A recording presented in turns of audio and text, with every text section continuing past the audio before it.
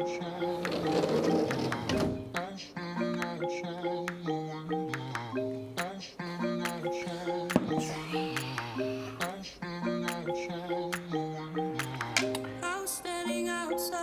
answer, no, that's not gonna happen. Stick around for the long one.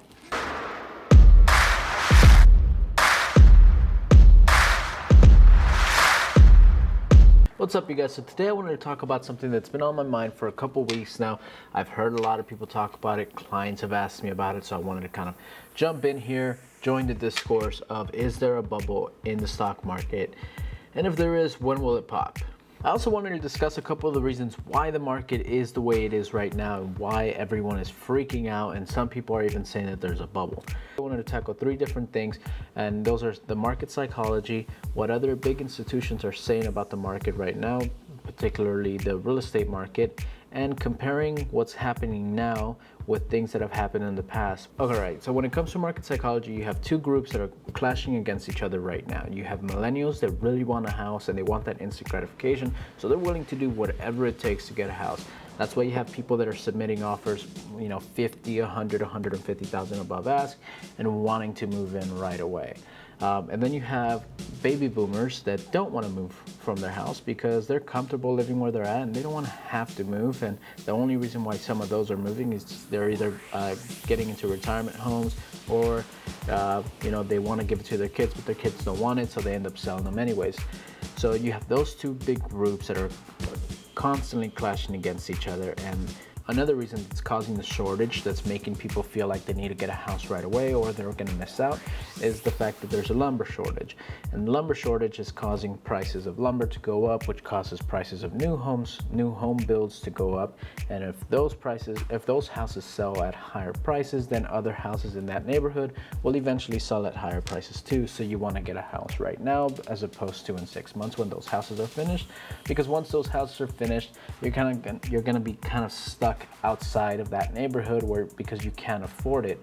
I've seen 2 months ago were worth like 250 on average, and now they're past 300,000 just because those new houses that already got finished building and they started selling them at higher and higher prices, which caused everything to go in that kind of like catastrophic blow up of prices. So one thing that keeps getting added to the conversation is like how big banks like JP Morgan are all saying that this really isn't a bubble. It has characteristics of a bubble because there's that excitement in the market. Everyone wants it, sort of like a couple of weeks ago. Bitcoin, Dogecoin, and all cryptocurrency was blowing up, and now it's kind of crashing. How all of them are saying that this really isn't a bubble and it's really not going to affect the financial industry, because the financial industry right now has a lot of money saved up and they have a lot of money dispersed in other things. They have some money in other countries, so they're pretty well protected, and those are the people that you want to be protected when it comes to the housing market, because they're the ones that are holding the mortgages for the most part. So if those guys are protected, the housing market is relatively protected. You will probably see a lot of foreclosures, but not to the extent of 2008. So let's talk real quick about market corrections that have happened in history. One that comes to mind that's kind of like funny how everything right now is happening is the Roaring 20s. Because the Roaring 20s happened right after they had a pandemic. It was the Spanish flu, I think, that just in 1918, there was an outbreak of flu where everyone was getting sick. People were wearing masks. It was pretty much reminiscent of what's happening now. And once that ended, the Roaring 20s kicked off. It was like 1919, end of 1919, and kicked off all the way until 2029. And then the market crashed.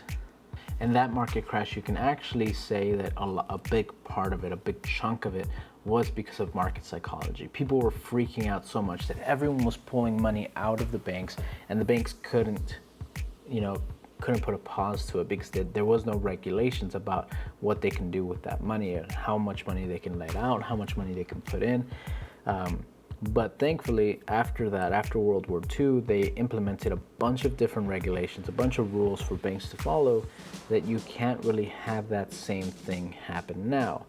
Another one that a lot of people are talking about is the obvious one, the 2008-2009 recession. In that recession, that started, typically that bubble started in 2003. And that one was mostly not necessarily because people were buying houses just left and right. It was because they were buying houses that they couldn't afford. People that had an income, a household income of about 40 to 50,000 could qualify for up to about 500,000 in a loan, and they couldn't make the payments. So it was a big issue with how the underwriters worked. And after that crisis, they restricted the way underwriters worked, and they kind of fixed that whole system. So as far as the housing market, that little niche has already been patched. People that are qualifying for loans today are qualifying for loans that they can afford, unlike in 2005 where they were just giving out loans left and right. Just if you walked into a bank back then, you just got a loan right off the bat. Yeah, so if you think about it, if those things have been fixed, if the stuff that happened in the 1920s was already fixed, every time we have a recession or a depression or some type of market crash that's that drastic, so drastic that everyone kind of remembers it and gets ingrained in your memory, the government does things to fix it. So I wouldn't worry too much about a bubble bursting, because even if it does pop, it'll take about 3 years to kind of decrease in value. The only people that will really be affected by this are people that have houses, that buy houses at the top of the market. But if you're buying a house to live in for the long term, not really going to affect you that much, because even if your house mortgage goes down, you're only going to benefit from that because you're going to pay less in taxes. But if you plan on holding that house for 10, 15, 20 years, you're going to be good. All right, so with all that being said, hope you enjoyed that. Hope you got a little, history lesson or whatnot. I will see you in the next one.